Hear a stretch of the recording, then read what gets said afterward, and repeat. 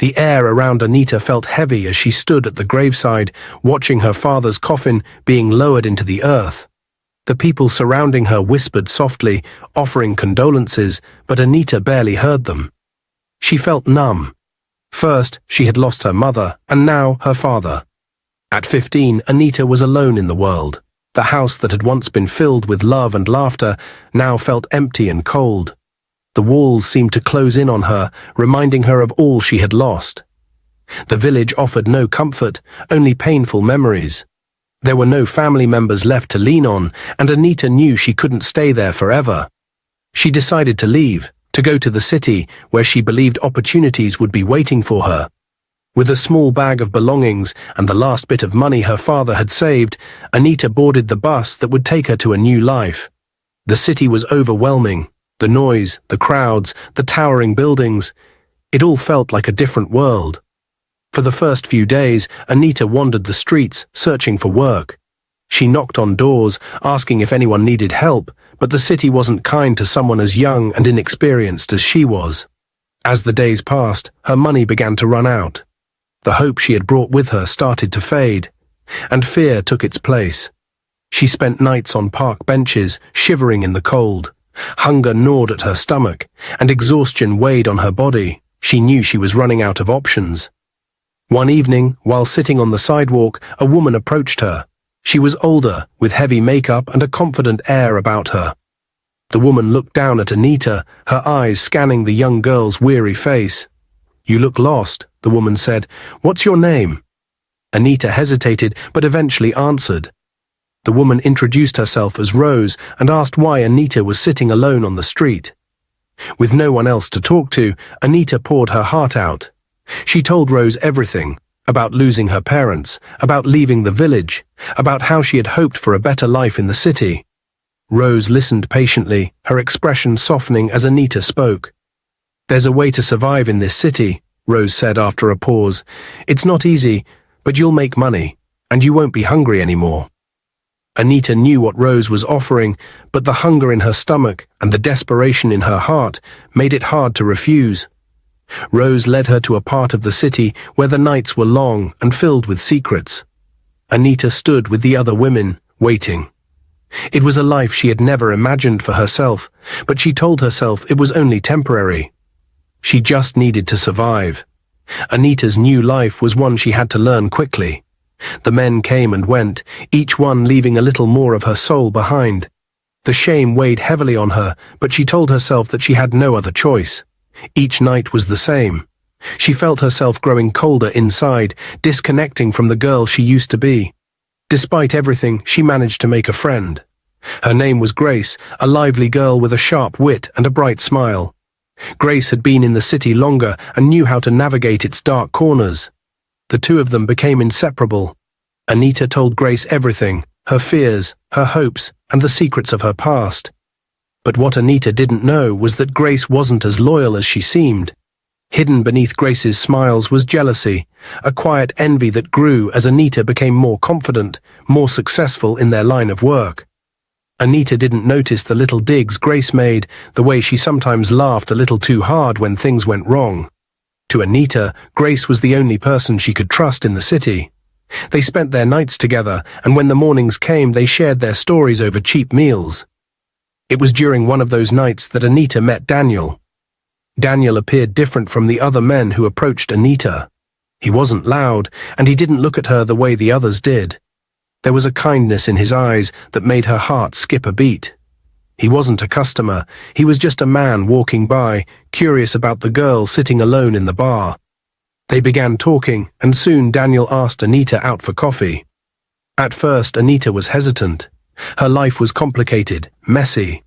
But something about Daniel's gentle nature drew her in, and she agreed. Their coffee dates turned into dinners, and before long, they were inseparable. For the first time in years, Anita felt seen. Daniel didn't know about her past, and she was too afraid to tell him. She didn't want to ruin the one good thing she had found in the city. As their relationship deepened, Daniel proposed. Anita was overjoyed. She had finally found love, someone who cared for her, someone who made her feel whole again. She imagined a future where her past no longer mattered, where she could leave behind the streets and build a life filled with happiness. But Grace was watching.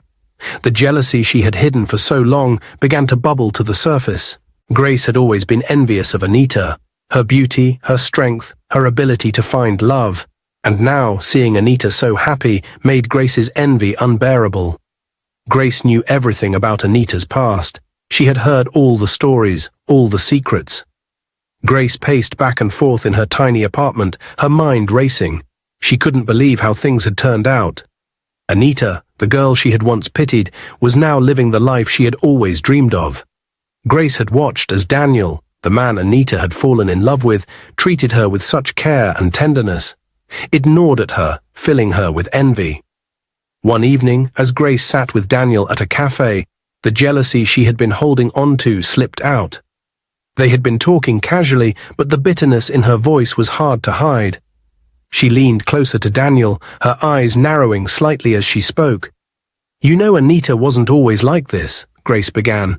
"She used to, well, she did things to survive. She slept with men for money. You probably don't know the full story." Grace expected Daniel to be shocked, to look at her in disbelief, but Daniel leaned back in his chair, his expression calm and steady. Grace's heart raced, expecting to see the horror in his eyes. But to her surprise, he sighed softly and nodded. "I know," Daniel said, his voice gentle but firm. "Anita told me everything." Grace blinked, stunned into silence. Her mouth opened and closed, but no words came out. She had been so sure that this secret would destroy their relationship. How could he be so calm about it? Why didn't he leave her like other men would have? "She told me the day before yesterday," Daniel continued, his eyes softening as he spoke. "I love her, Grace. I love her for who she is, not for her past. She did what she had to survive, and I respect her for being honest with me." Grace could feel the shame creeping up her neck, the realization of what she had tried to do hitting her like a tidal wave. Her plan had backfired completely. She had wanted to ruin Anita's happiness, but instead she had only proven how strong their bond was. Her jealousy, her bitterness, it had all been for nothing. I'm sorry," Grace stammered, her voice trembling. "I didn't mean to cause trouble. I don't know what I was thinking." Daniel looked at her for a long moment before nodding. "It's okay, Grace." But as Grace walked away that evening, her heart felt heavy. She couldn't shake the anger, the bitterness. Why wasn't it her? Why had Anita found someone like Daniel while she remained alone, stuck in the life she hated? 2 days before the wedding, Grace found herself at the bridal shop with Anita. Anita was trying on her wedding dress one last time, making sure everything fit perfectly. As she stepped out of the changing room, wearing the dress that would make her a bride in just a few days, Grace felt a surge of uncontrollable anger. Anita looked beautiful, radiant even. The dress fit her like a glove, and she beamed as she turned to Grace, her face glowing with excitement. "What do you think, Grace? Does it look okay?" Grace's chest tightened. That should be me. Why her? Why not me? She forced a smile, nodding. "You look beautiful, Anita." But inside, Grace's heart was burning with jealousy. Every compliment, every smile only fueled her rage. She couldn't bear to see Anita happy. It wasn't fair. Anita had taken everything. Daniel, the life Grace had always dreamed of, the happiness she felt she deserved. Grace could feel the bitterness eating away at her, turning into something darker. That night, unable to sleep, Grace's mind raced with hateful thoughts. She replayed the image of Anita in that wedding dress over and over again, each time feeling the sharp sting of envy. She knew what she had to do. Driven by jealousy and anger, Grace went out into the night, her footsteps quick and determined. She found a small, dimly lit shop and bought a bottle of acid. Her hands trembled as she held it, but her mind was made up. If she couldn't have happiness, then neither could Anita. Grace arrived at Anita's house just past midnight, her heart pounding in her chest. She wore a mask to cover her face, her hands gripping the bottle tightly. She rang the doorbell, and after a moment Anita opened the door, her face full of confusion as she looked at the masked figure in front of her. Before Anita could react, Grace threw the acid at her, watching in horror as Anita screamed in pain, clutching her face. The sound of her cries echoed in the night, but Grace turned and ran, disappearing into the darkness, her heart racing with both fear and guilt. She had done it. She had taken her revenge. Anita lies on the floor, tears streaming down her face, her hands shaking as she touched her burning skin. She could barely see, her vision blurred by pain and tears. Everything she had ever wanted, everything she had dreamed of, was slipping away from her in that horrifying moment. Anita was rushed to the hospital, her body trembling from the unbearable pain. Her screams echoed in the ambulance as the paramedics tried to calm her down. At the hospital, the doctors worked quickly to clean her wounds. The acid had done its damage, but miraculously, when it was thrown at her, Anita had instinctively turned her head slightly to the side, saving her eyes from being severely burned. After hours of treatment and careful monitoring, the lead doctor emerged with news. "She's very lucky," the doctor said, his voice serious but calm. "The acid didn't get into her eyes, and although there's some scarring, it won't be permanent. With proper care, her face should heal in about 2 months. It's going to be a long process, but she'll recover." Daniel felt an overwhelming sense of relief wash over him. He hadn't realized how much he had been holding his breath until that moment. Tears of gratitude filled his eyes as he thanked the doctor. Anita would be okay. The next few days were hard for Anita. Her face was bandaged, and the pain was still intense, but the doctor's words gave her hope. She could barely believe that she had escaped such a terrible fate. If the acid had hit her directly, she might have lost her sight or been disfigured forever. Still, the emotional pain lingered. Who would want to hurt her like this? She thought about the upcoming wedding and felt a deep sadness in her heart. Daniel visited her every day, bringing flowers and sitting by her side, encouraging her to stay strong. He made the decision to postpone the wedding, assuring her that they would reschedule once she had fully recovered. "We'll get through this," Daniel whispered one evening, holding her hand gently. "The wedding can wait. What matters is that you're going to be okay." Anita nodded, grateful for his support, though a part of her still felt shattered. Who could have done this to her? The thought haunted her every waking moment. A week after the attack, Grace came to visit Anita in the hospital. Her face was covered in concern, and she acted as though she was deeply upset by what had happened. She hugged Anita, careful not to touch her bandaged face, and sat by her bedside, her eyes wide with fake sorrow. "Oh, Anita," Grace exclaimed, shaking her head. "I can't believe this happened to you. Who would do something so evil? I hope the police catch the person responsible." Anita stared at her, feeling a strange sensation in her stomach. There was something off about Grace, but she couldn't quite put her finger on it. Still, she pushed the thought aside, not wanting to believe that her best friend could have anything to do with the attack. "They're investigating," Anita said softly, her voice raspy from the painkillers. "The police are trying to find out who did this. I don't know why anyone would want to hurt me." Grace leaned in closer, her voice lowering to a conspiratorial tone. "Why don't you just tell the police to stop investigating? You should focus on your recovery. Let God deal with the person who did this. Whoever they are, they'll get what they deserve. Don't stress yourself with the investigation." Anita blinked, surprised by Grace's suggestion. Stop the investigation? But they're trying to help. They're doing their best to find out who did this to me. Grace sighed, shaking her head. "I understand, but maybe it's better to leave it in God's hands. You've been through so much already, Anita. You don't need the added stress. Let the police stop digging.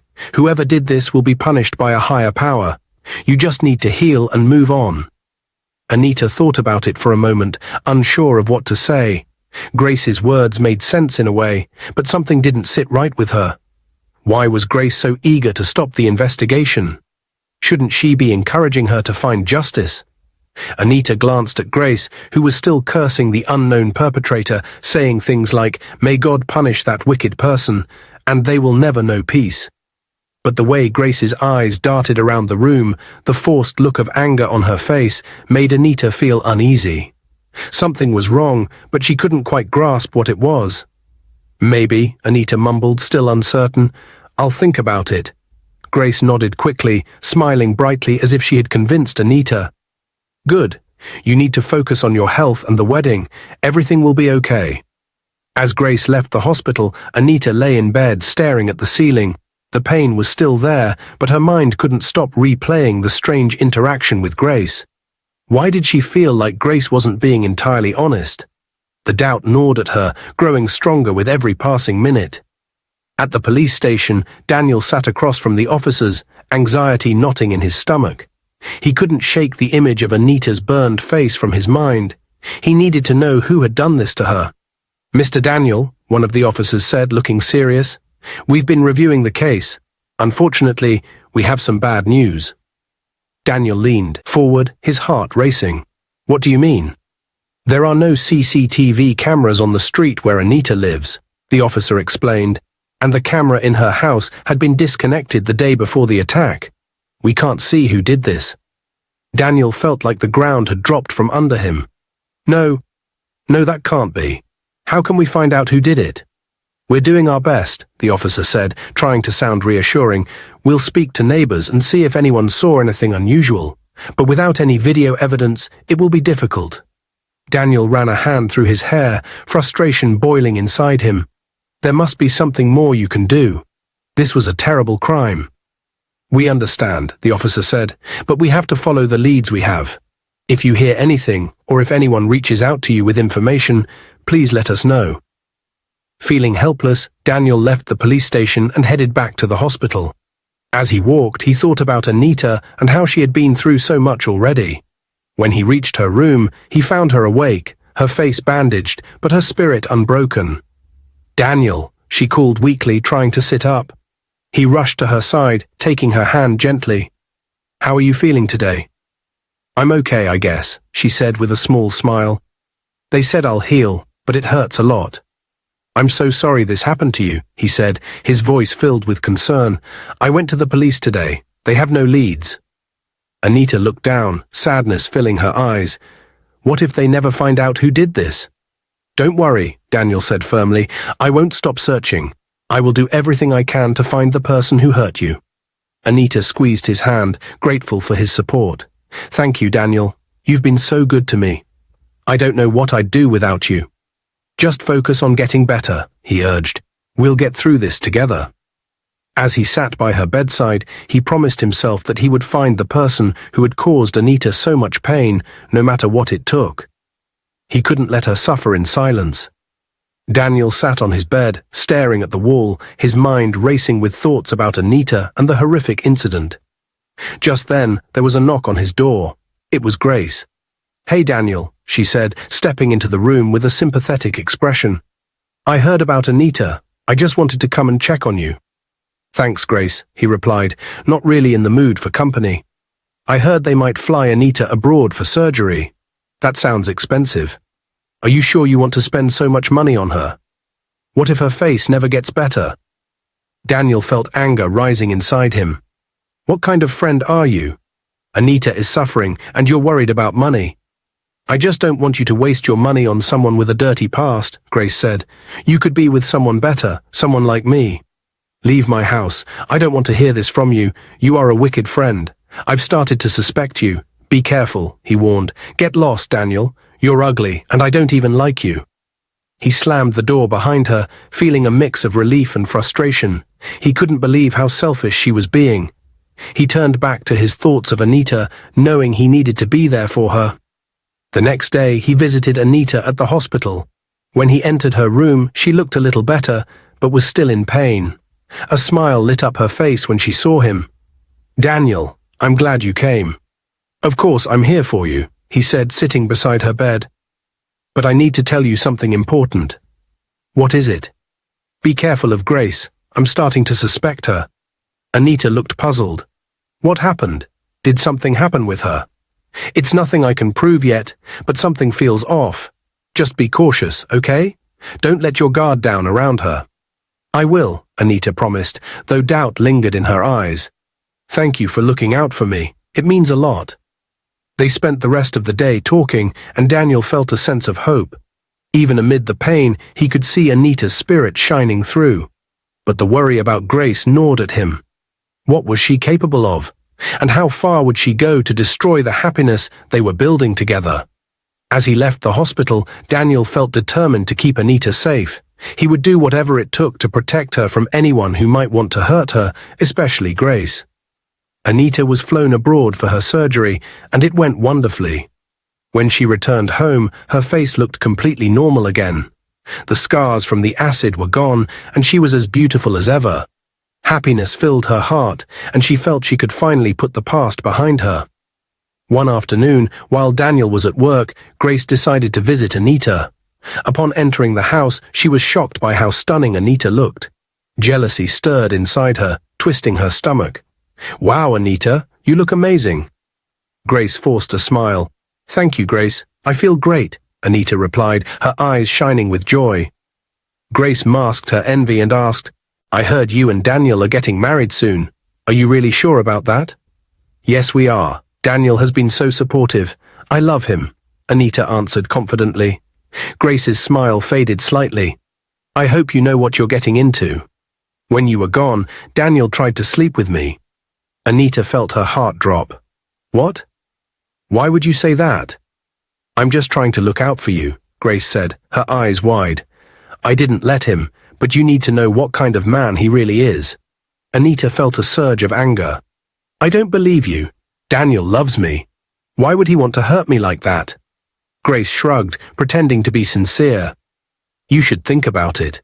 It's not too late to turn down the marriage. You deserve better than someone who might betray you." Confusion and hurt washed over Anita. "You're supposed to be my friend. Why are you saying this?" "I'm only trying to help you. You can still make the right choice," Grace insisted. Anita shook her head, overwhelmed by doubt. "I need to talk to Daniel when he gets home. He will explain everything." "Just be careful," Grace warned. "I would hate to see you get hurt."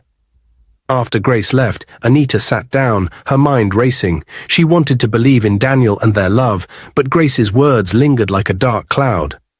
Was there truth in what Grace said? Did Daniel really try to betray her? When Daniel came home that evening, Anita confronted him. She needed to know the truth.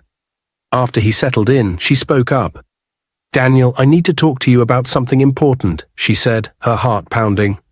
"What's wrong?" he asked, concerned. "Grace told me something today. She said you tried to sleep with her while I was away. Is that true?" Daniel's expression shifted instantly, his eyes widening in disbelief. "What? No, that's not true. Grace is lying." "Are you sure?" Anita asked, searching his face. "She said she refused you. I just need to know if there's any truth in this." "Anita, I swear I would never betray you. I love you. I've been waiting for you to come back so we could start our life together," he insisted, his voice steady and sincere. Anita searched his eyes, feeling the warmth of his love. "I believe you, Daniel. But why would Grace say something like that?" "I don't know. I suspect she is jealous of what we have. She wants to drive a wedge between us," he explained. "Don't let her get to you. You're my future, and nothing will change that." Anita nodded, relief and determination flooding her. She wouldn't let Grace's jealousy ruin her relationship with Daniel. As the wedding approached, Grace could no longer contain her jealousy. The sight of Anita, happy and preparing for her big day with Daniel, was more than she could bear. Desperation clouded her mind as she thought of how to stop the wedding. One evening, Grace found herself walking to the same store where she had bought acid last time. This time, she wanted something stronger, something that would guarantee destruction. She walked in, and the store owner recognized her instantly. "What do you need this time?" he asked, eyeing her warily.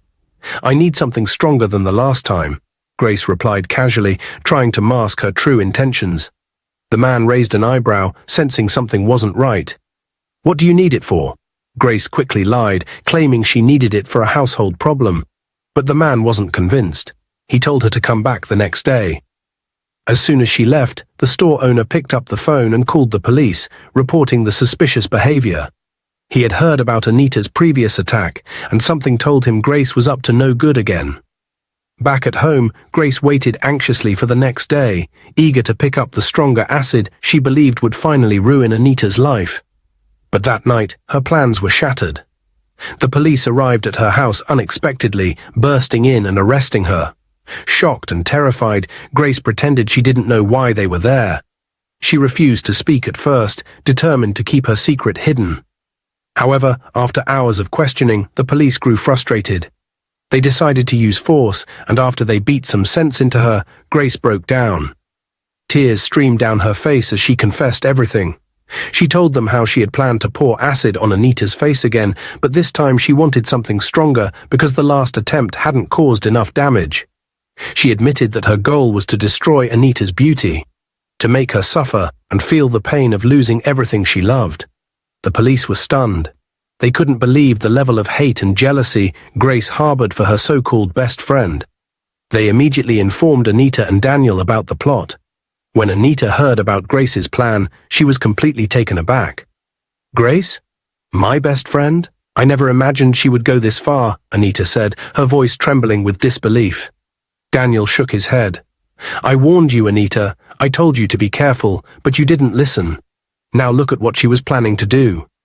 Anita felt a wave of guilt wash over her. She had trusted Grace, and now she was learning the truth in the most painful way possible. A few days later, Anita decided to visit Grace in jail, hoping to understand why her friend had turned against her so viciously. When she entered the cold, grey prison cell, she saw Grace sitting there, staring at the floor. At first, Anita felt pity for her, but when Grace looked up, all sympathy vanished. Instead of remorse, Grace's eyes burned with anger. "You think you've won, don't you?" Grace spat, her voice filled with venom. "You get everything, Anita. Everything good happens to you, while I'm left with nothing. I hate you. I hate you so much that I will do anything to make you ugly or even see you die." Anita stepped back, shocked by the intensity of Grace's hatred.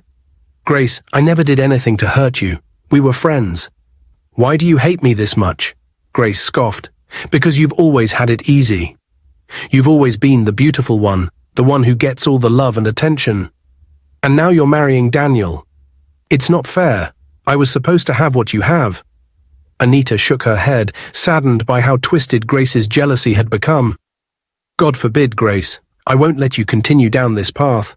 I'll make sure you stay in jail for the rest of your life if I have to." Grace laughed bitterly. "Good luck with that." Anita walked out of the cell, feeling a mix of anger and sadness. It hurt to lose someone she had once considered her closest friend, but after seeing the darkness in Grace's heart, she knew there was no saving her. At the trial, Grace was sentenced to 10 years in prison for her actions. The judge condemned her cruelty and her plan to harm Anita once again. Daniel, who had been by Anita's side throughout the ordeal, vowed to make sure Grace stayed in jail for even longer if possible. He hired a team of lawyers to ensure that Grace wouldn't have an easy time. 2 months after Grace's conviction, Anita and Daniel finally got married. It was a beautiful and joyful ceremony, filled with love and happiness. As Anita walked down the aisle, she felt an overwhelming sense of peace. The shadow of Grace's betrayal no longer hung over her. She had chosen to move forward with her life, leaving behind the pain and embracing the future. At the reception, surrounded by family and friends, Daniel held Anita close. "We made it," he whispered into her ear. Anita smiled, tears of joy filling her eyes. "Yes, we did. And nothing will come between us now." Their wedding marked the beginning of a new chapter in their lives, one filled with hope, love, and the promise of a brighter future. The darkness that Grace had tried to cast over them had failed, and together Anita and Daniel moved forward, stronger than ever. Dear viewers, what lessons did you take away from this dramatic tale? We'd love to hear your thoughts in the comments below. If you enjoyed the story, give us a thumbs up, share it with friends, and hit that subscribe button. Don't forget to turn on notifications so you never miss out on our latest updates. Thanks for watching and stay blessed.